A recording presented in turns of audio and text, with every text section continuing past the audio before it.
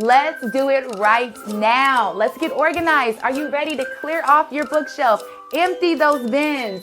Get your book section how you want it so when you go to teach, you can just grab for it. Whether you are a parent or a teacher in the classroom, we're going to go over tips and tools that you can use for bookshelves or bins and baskets right now in this video.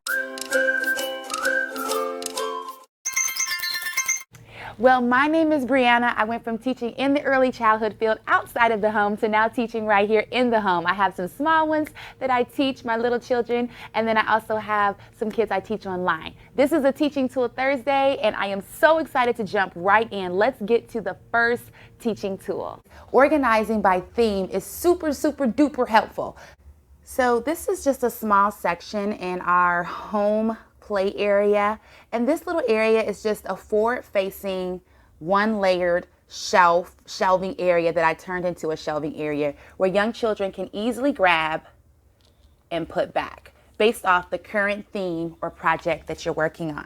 You can also put other books like other concepts that you want your children to learn. You can also place those in the basket. Tip number 2, so you want to make sure that whether you're in the home or in the school classroom, childcare, wherever you teach, make sure that it's always accessible for young children to reach. So books are not falling on their head in any kind of way, and this helps you to stay organized. So let me show you another way you can do that. And if you are liking this content so far, go ahead and hit that like and subscribe button. So I love to use baskets throughout my house. I have a basket here in the living room, and these don't necessarily have to be theme related. I also, since this is our home, I also include books that I read, but I also include books that my child is reading.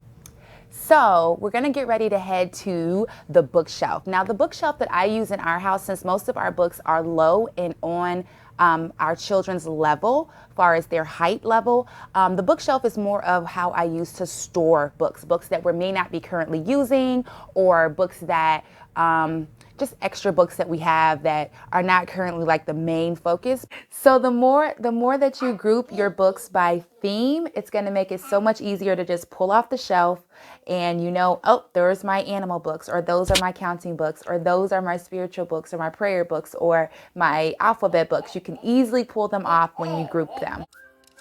Once you're done grouping your books, you're going to go ahead and just get maybe like a file folder, write some labels, put like a label sticker on the folder, and put the name of the different themes on the folder so you are all organized. Also, you can, for your bedtime books or your nap time books, you can have a special bin for that so it's easy to grab for. You want to also include magazines and different forms of literature for your child to be able to flip through at their leisure. So include a newspaper or magazine basket as a way to incorporate different forms of writing and literature throughout your home or your school classroom. So question of the day, what book organization systems are you using? Are there anything that you saw in this video that you're going to use in your home or your school classroom? Let me know in the chat below. That is all I have for you today. Thank you for joining me on this springy cleaning episode of how to organize your children's books. If you haven't already hit like and subscribe, go ahead and do that. And I'll catch you again next Thursday for another teaching tool. Bye, guys. So you might notice that as you're doing spring cleaning, you're finding ripped up pages, things missing out of books. Don't worry, I'm going to show you some easy ways that you can take those ripped up pages, those misplaced pages out of the book, things that have been broken, and repurpose them for something totally new and something totally cool.